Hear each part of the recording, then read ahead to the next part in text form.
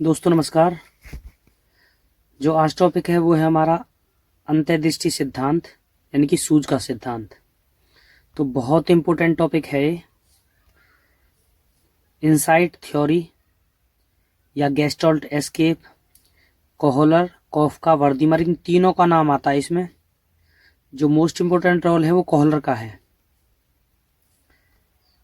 तो gestalt theory में आज हम ये टॉपिक पढ़ेंगे। गेस्टल्ट थ्योरी पढ़ेंगे, प्रत्यक्षीकरण पढ़ेंगे और उसके सिद्धांत पढ़ेंगे। तो चलो पहले पढ़ लेते उपनाम तथा अन्य नाम। कॉग्निटिव थ्योरी ऑफ लर्निंग है ये। इनसाइट लर्निंग थ्योरी बोलते हैं इसे, या गेस्टल्ट बोलते हैं इंग्लिश में, गेस्टल्ट। हिंदी में नाम देख लेना दोस्तों। हिंदी में गेस्टल्ट सिद्धांत। गेस्टल्ट का मतलब होता है सूझबूझ। अगर एक लाइन में बताऊं तो यहाँ ये थ्योरी कहती है कि कोई भी काम सोच समझ के करो। मनुष्य एक सामाजिक प्राणी है, उसे हर काम सोच समझ के करना चाहिए, ना कि अभ्यास के द्वारा। जैसे थॉर्नडाइक कहता है, प्रयास और भूल करो, फिर भूलो, फिर करो, ऐसे नहीं होता। दूसरा है पूर्णकार, मतलब पूरी सिचुएशन को देखो। कोई समस्या है तो उसकी पूरी सिचुएशन को देखो। पूरी सिचुएशन देखोगे तो अचानक दिमाग में आपके में आइडिया आ जाएगा। तीसरा नाम है सूझ का सिद्धांत, अभी बताया मैंने, सूझबूझ से। चौथा है समग्र। समग्र को इंग्लिश में बोलते हैं इंटीग्रेटेड, यानी कि सभी चीजों को इकट्ठा करके देखो। समस्या में सभी चीजों को इकट्ठा करके देखो, इन सभी चीजों को जोड़ के कैसे समस्या का समाधान हो सकता है। पूर्ण से अंश की ओर, पहले पूर्ण से अंश की ओर, इनकी जितनी भी सिचुएशन है पूरी को एक साथ देखो। ये थ्योरी इस बात को कहती है। अंतर्दृष्टि अधिगम सिद्धांत, वो ये इनसाइट लर्निंग, अंतर्दृष्टि। तात्कालिक ज्ञान, यानी कि अगर आप पूरी सिचुएशन को एक साथ देखोगे तो तुरंत तुम्हें कोई ना कोई आइडिया आ जाएगा उस समस्या के समाधान का। जैसे मोटू पतलू को कोई समस्या हो जाती है तो मोटू कहता है पतलू से, भाई कोई ना कोई आइडिया देख, तो अचानक उसके दिमाग में कोई आइडिया आ जाता है। तो सेम वही सिचुएशन है दोस्तों। किसी समस्या के समाधान के लिए अचानक आइडिया आ जाता है पतलू दिमाग में। उसी सिद्धांत पे थ्योरी। तो इसमें मैंने बता दिया था ये वाला। देखो आप, इसमें एक डिब्बा होता है, आप सभी जानते हो। तो ये यहाँ पे केले पकड़ने की कोशिश करता है, लेकिन इसको केले नहीं मिलते। तो ये इसके ऊपर चढ़ के तब जाके केले तोड़ता है। लेकिन दोस्तों इससे पहले पूरी सिचुएशन को समझता है कि कैसे कैसे केले तोड़े जाएंगे। समझ गए नहीं? ऐसे यहाँ 2 डब्बे रख दिए, यहाँ 3 डब्बे रख दिए, और यहाँ पे इसके साथ डंडा एक रख दिया। तो इन तीनों चारों सिचुएशन में वह है, यहाँ पे जो सुल्ताना नाम का चिंपैंजी था, ये सुल्ताना, इसका नाम पूछा जाता है कई बार। तो सुल्ताना नाम का चिंपैंजी था, इसने पूरी सिचुएशन को देखा और तब अचानक इसके दिमाग में आया। अचानक की वकालत करने वाला यही थ्योरी है कि पूरी सिचुएशन को देखकर अचानक दिमाग में आइडिया आ जाना कि इन केलों को इस तरीके से तोड़ा जाएगा। जैसे सावधान इंडिया में सारी सिचुएशन को देखते हैं। सावधान इंडिया क्राइम पेट्रोल एक बहुत अच्छा उदाहरण है कि सारी सिचुएशन को देखकर अचानक वो अपराधी तक पहुंच जाते हैं। तो यही सिचुएशन है। तो इंपॉर्टेंट फैक्ट्स हैं दोस्तों। परवर्तक और प्रतिपादक एक ही बात है। तो इसके परवर्तक की बात करूं तो वर्दीमर है, कोहलर मत करना भूल के भी, वर्दीमर। अगर मैं प्रयोगकर्ता बात करूं तो कोहलर है इसकी। ऑप्शन में अगर ये ना हो वर्दीमर, तब आप कोहलर कर सकते हो प्रतिपादक के रूप में। सहयोगी कोफका, और इनकी एक बुक का नाम है थ्योरी ऑफ गेस्टल्ट, ये है कोफका की। कभी भूल जाओ तो ट्रिक लगा लेना, गेस्टों के साथ हम कॉफी पीते हैं, गेस्टों के साथ, तो ट्रिक ध्यान आ जाएगी आपको। गेस्टल्ट थ्योरी की अब देखो कुछ मुख्य बातें हैं, क्योंकि इसके बाद 25+ में क्वेश्चन आने हैं आपके ऑल इंडिया में आए हुए, जो आपके कंसेप्ट को बहुत अच्छा बना देंगे। तो सूझ का सिद्धांत संज्ञानात्मक कार्य पर बल देता है, यानी कि समझ पर। संज्ञान मीन्स किसी चीज की जानकारी या समझ। किसी समस्या पर अपनी मानसिक क्रियाओं का प्रयोग करना ही सूझ कहलाता है।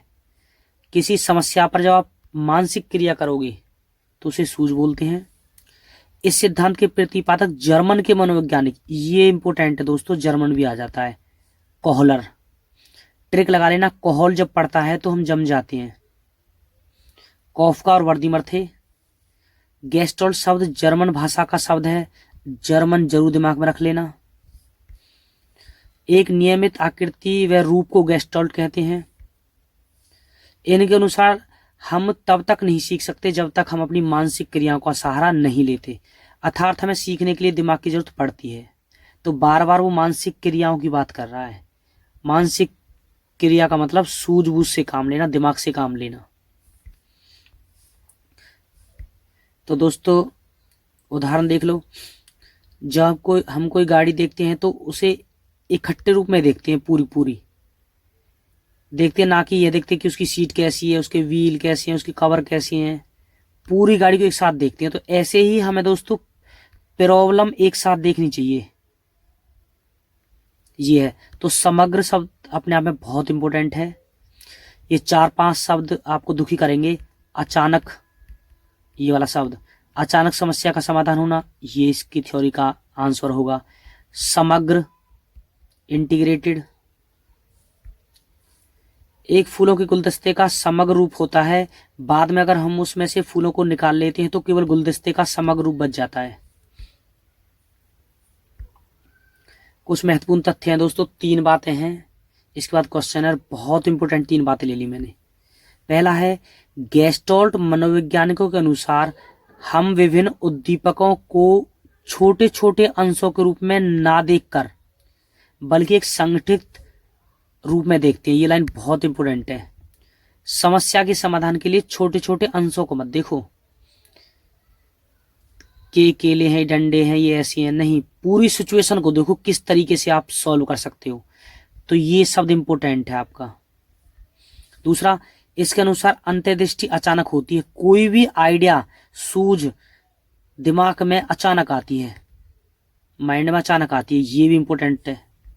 तीसरी लाइन, कोहलर के अनुसार समस्या का समाधान उद्दीपक अनुक्रिया संबंधों के धीरे धीरे बनने से नहीं होता, बल्कि उद्दीपकों के बीच संबंधों को अचानक समझने से होता है।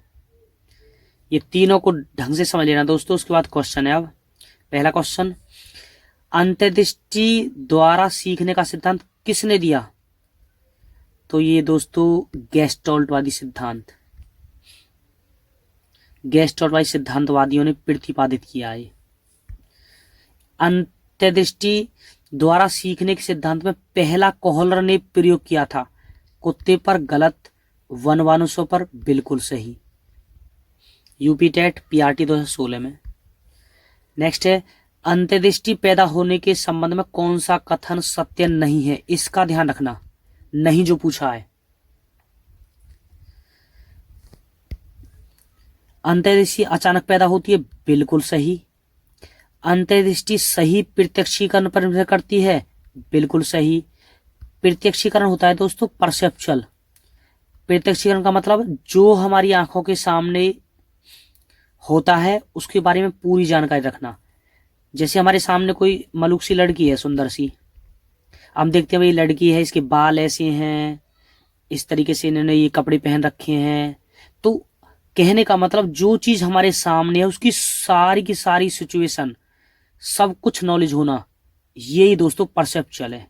मेरे सामने गाड़ी है तो गाड़ी किस चीज की बनी है, इसके टायर कैसे हैं, तो उसे बोलते हैं परसेप्चुअल।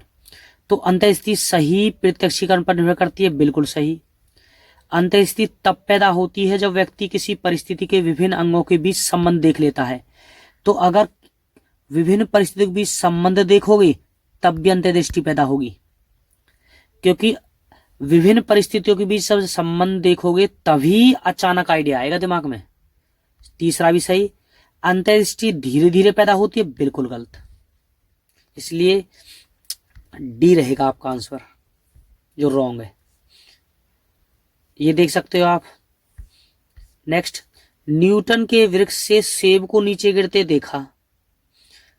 अचानक उसने, देखो एक शब्द आया अचानक, मैंने बताया ना अचानक, अचानक गुरुत्वाकर्षण के सिद्धांत की खोज हुई। तो ये किसके अनुसार है? इस सिद्धांत के अनुसार। नेक्स्ट, समस्या के अचानक समाधान की वकालत करने वाले सिद्धांत का नाम है। तो समस्या का अचानक समाधान हो जाना, अभी बताया मैंने, अचानक समाधान, तात्कालिक समाधान, यह सूझ के सिद्धांत में। नेक्स्ट, अंतर्दृष्टि अधिगम इंसाइट लर्निंग परिणाम है पुनर्वर्ण का, गलत, गलत, अंतर्दृष्टि प्रत्यक्षीकरण का। ये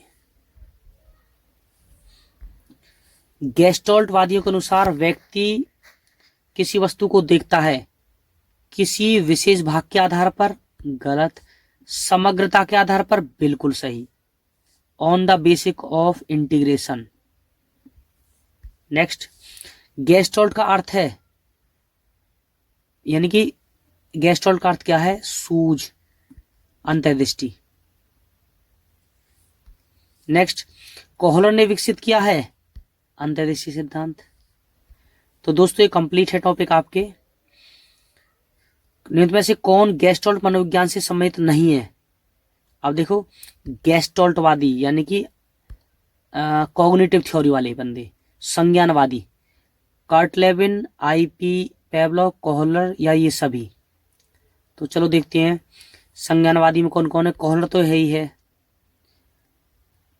कर्ट लेविन भी, पेवलोव नहीं है, देखना आप। तो दोस्तों संज्ञानवादी में ये आते हैं, ये वाले। व्यवहारवादी में जिन्होंने पशुओं पर प्रयोग किया था, व्यवहारवादी में वो सब आते हैं क्योंकि उन्होंने पशुओं का व्यवहार देखा था। किसको छोड़कर? कोहलर को छोड़कर। कोहलर ने भी चिंपांजी पर प्रयोग किया था, लेकिन आता नहीं है कोहलर। कोहलर, कॉफका, वर्दीमर संज्ञानवादी में आते हैं, समझ में आते हैं, ना कि व्यवहारवादी में आते। ध्यान रखना इस बात का। तो व्यवहारवादी ये हैं, संज्ञानवादी ये हैं। तो कुर्ट लेविन दोस्तों संज्ञानवादी में है, तो इसलिए कुर्ट लेविन भी है, ये नहीं है, ये व्यवहारवादी है, पेवलोव। अधिगम अंतर्दृष्टि निधि शीर्षक दिया है गया है डेलर्स कमीशन द्वारा। अब सिद्धांत के महत्व और गुण है दोस्तों। समस्या का पूर्ण रूप से प्रस्तुतिकरण, कि समस्या को पूर्ण रूप से प्रस्तुत करो तभी समस्या का समाधान होगा। कठिन विषयों के लिए उपयोगी है, क्योंकि कठिन विषयों का मतलब कठिन विषय है और हम उसको सोच समझ के सूझबूझ से काम करेंगे। नेक्स्ट, रचनात्मक कार्यों के लिए, अगर कोई आपको किसी चीज का निर्माण करना है तो उसके लिए उपयोगी है। स्वयं खोज करके सीखना, ये भी इंपॉर्टेंट है। तो इसमें मैंने बताया था दोस्तों परसेप्चुअल प्रोसेस ही बतानी पड़ेगी इसमें, ये भी इसमें इंक्लूड है। तो परसेप्चुअल का मतलब देखो, इस प्रक्रिया में अगर मैं एक शब्द में बताऊं ना, तो परसेप्चुअल का मतलब होता है जो चीज हमारी आंखों के सामने है और उसकी हमें पूरी नॉलेज है, उसे बोलते हैं परसेप्चुअल। तभी तो बोलते हैं प्रत्यक्षीकरण, प्रत्यक्ष जो आंखों के सामने है। फिर डिटेल देख लेते हैं। इस प्रक्रिया से हमें ज्ञानेंद्रियों द्वारा प्रदान की गई सूचना की पहचान करते हैं। ज्ञानेंद्रिय आंख, नाक, कान, जो हमें बताता है कि सामने वाली चीज क्या है। अर्थात जब हम अपनी ज्ञानेंद्रियों से किसी भी सामने रखी हुई वस्तु या संप्रत्यय का अर्थ ग्रहण करते हैं तो वह प्रत्यक्षीकरण कहलाता है। अभी बताया मैंने। उदाहरण, बच्चे के खिलौने को देखकर उसके बारे में सूचनाओं को आत्मसात करना, एजिमुलेशन करना। प्रत्यक्षीकरण प्रत्यय को दिया है किसने? वर्दीमर ने। ऐसा भी आ सकता है पेपर में। प्रत्यक्ष के गेस्टोल्ट सिद्धांत के अनुसार निम्न में से कौन सा कथन असत्य है? प्रत्यक्ष के गेस्टोल्ट सिद्धांत के अनुसार निम्न में कौन सा कथन असत्य है? तो दोस्तों असत्य है 2। प्रत्यक्ष संगठन स्वरूप का अर्जित होता है। बाकी देखो ये पहला ठीक है। व्यक्ति किसी वस्तु का प्रत्यक्षण अलग अलग न करके संपूर्ण रूप से करता है। परसेप्चुअल का मतलब व्यक्ति किसी वस्तु को जब देखता है तो संपूर्ण रूप से देखता है, ना कि अलग अलग। ये ठीक है गेस्टल्ट थ्योरी में। चौथा देखो, अंतर्दृष्टि क्षेत्र में संसर्ग बल भी होता है, यानी कि ये समस्या छोटी छोटी समस्याओं को जो हम संबंध जोड़ते हैं, विभिन्न परिस्थितियों में संबंध जोड़ते हैं। संसर्ग बल का मतलब होता है जब दो चीजें आपस में चिपक जाएं, उसे बोलते हैं संसर्ग बल। जैसे पानी पानी के ही बॉन्ड आपस में चिपक जाते हैं तो उसे बोलते हैं कोहेसिव फोर्स। तो ऐसे ही जब विभिन्न परिस्थितियों को जोड़ लेते हैं, संबंध बनाते हैं, तब समस्या का समाधान हो जाता है। तो इसलिए चौथा भी सही है। अब है दोस्तों principle of perceptual process, last. ये पढ़ोगे आप। निकटता का सिद्धांत, समानता का सिद्धांत, निरंतरता का सिद्धांत, लघुता, ये पढ़ेंगे। उसके बाद टॉपिक कंप्लीट। बस 5 मिनट का काम और है दोस्तों ये। तो सबसे पहला है निकटता का सिद्धांत। जो वस्तुएं किसी स्थान अथवा समय में एक दूसरे से निकट होती हैं, वह एक दूसरे से संबंधित अथवा एक समूह के रूप में, ये सबसे अच्छी लाइन है, एक समूह के रूप में दिखती हैं। इसे निकटता का सिद्धांत बोलते हैं। एक तो जो वस्तुएं एक दूसरे के निकट होती हैं और समूह के रूप में दिखती हैं, जैसे ये, इनके बीच निकटता का सिद्धांत एक समूह के रूप में है। ये सेबों का समूह है। अगर केले हैं तो केलों का समूह है, उसे भी प्रॉक्सिमिटी बोलेंगे या निकटता का सिद्धांत। अगर घोड़े हैं, घोड़े एक साथ रखें तो घोड़े को क्या बोलेंगे, प्रॉक्सिमिटी, कि सभी घोड़ों में समानता है। मोबाइल रखे तो मोबाइल में समानता है। तो इन्हें बोलेंगे हम दोस्तों एक समूह के रूप में दिखाई देती हैं जो। दूसरा समानता का सिद्धांत। जिन वस्तुओं में समानता होती है, जो समान होती हैं तथा विशेषताओं में वे एक समूह के रूप में प्रत्यक्ष होती हैं, जिनमें केवल समानता। जैसे एक तो ये बड़ी चीज हो गई और ऐसी ही सेम ये छोटी है, लेकिन समान है, दोनों समानता है। जैसे एक तो होगा छोटा ताजमहल और एक हो गया बड़ा ताजमहल, समझ गए नहीं? तो दोनों में समानता है। प्रॉक्सिमिटी में क्या था, एक सी चीज है, केले एक साथ हो गए। और समानता के सिद्धांत में वो समान हो सकती हैं, हो सकता है कोई बड़ी भी हो सकता है वो छोटी हो, छोटी बड़ी कुछ भी हो सकती है। जैसे एक छोटी कुतुब मीनार हो गई खिलौने वाली और एक बड़ी कुतुब मीनार हो गई, तो दोनों को हम प्रॉक्सिमिटी में ना रख के समानता में रखेंगे। एक छोटा ताजमहल, एक बड़ा ताजमहल, तो दोनों को हम समानता में रखेंगे। खिलौने वाला ताजमहल, एक छोटी कार खिलौने वाली, एक बड़ी कार, तो इस समानता का सिद्धांत में आएगा। जबकि प्रॉक्सिमिटी में क्या आएगा, इससे पहले वाले में केवल एक सी चीजें लगभग। तीसरा है दोस्तों निरंतरता का सिद्धांत। इस सिद्धांत के अनुसार वस्तुएं एक सतत कंटिन्यू शेप प्रस्तुत करती हैं, तो हम उनका प्रत्यक्षीकरण एक दूसरे से संबंधित रूप में करते हैं। जैसे कंटिन्यू, कोई चीज ऐसे जा रही लाइन से, ऐसे,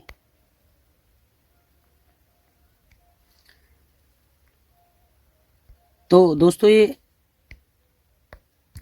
देखते हैं कंटिन्यू प्रोसेस। कहने का मतलब कोई चीज कंटिन्यू चलना, हो सकता है वो ऐसे चलती चली जाए, ऐसे। तो इस सिद्धांत के अनुसार वस्तुएं एक सतत, ये लाइन याद कर लेना, एक सतत प्रतिरूप में प्रस्तुत होती हैं। सतत का मतलब कंटिन्यू प्रोसेस, कंटिन्यू शेप में चलती रहें,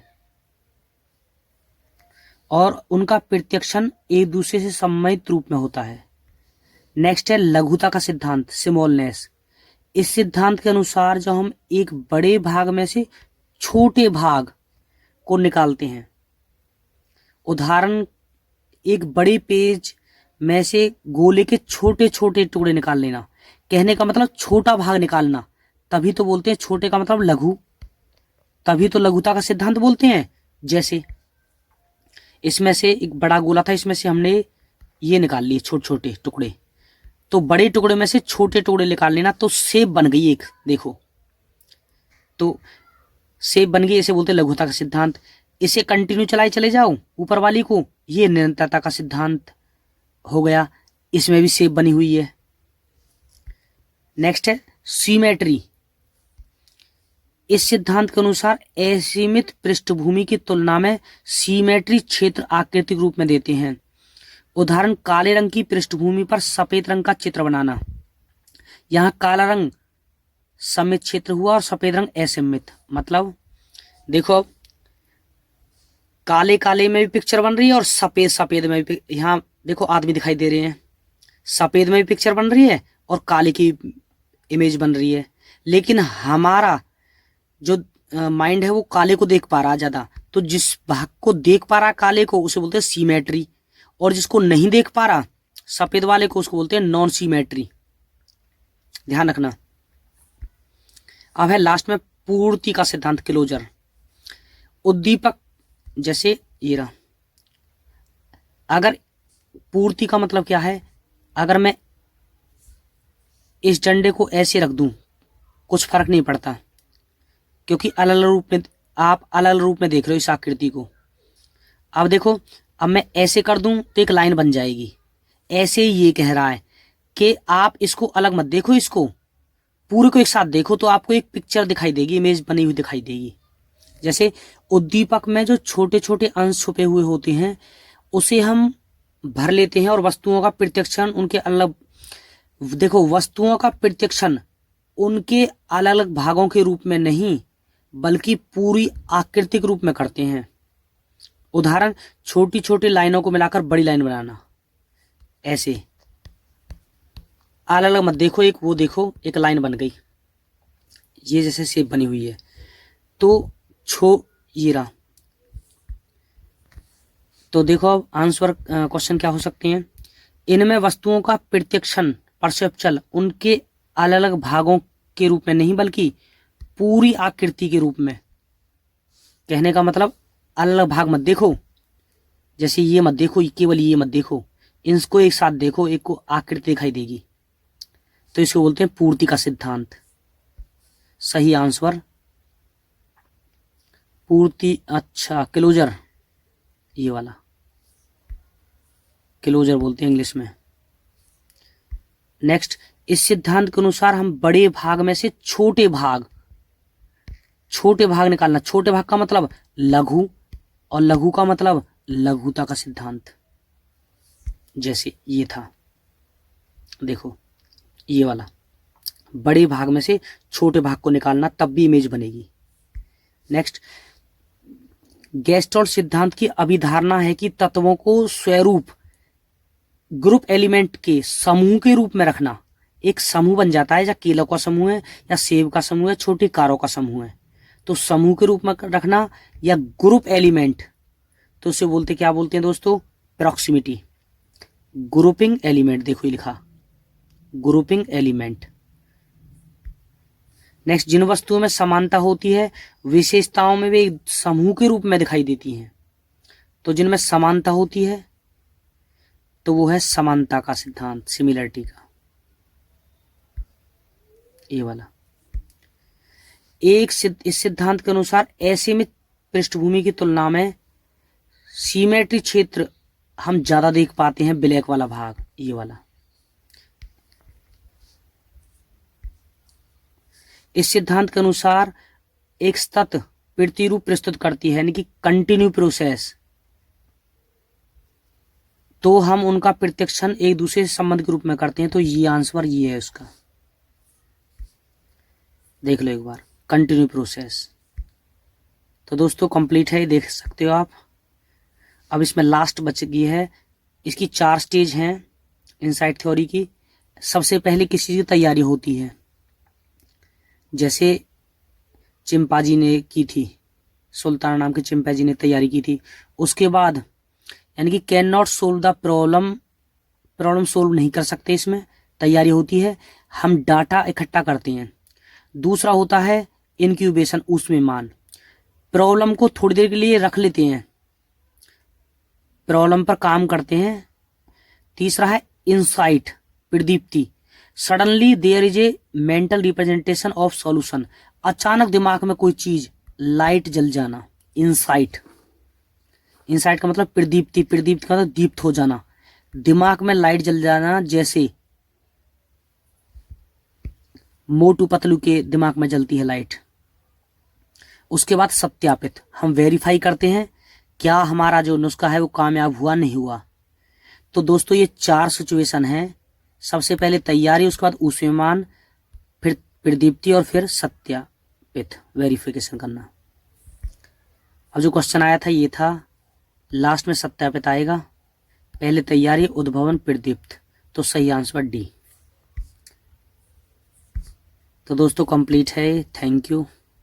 थोड़ा बड़ा टॉपिक था पर मजबूरी है, क्या करें।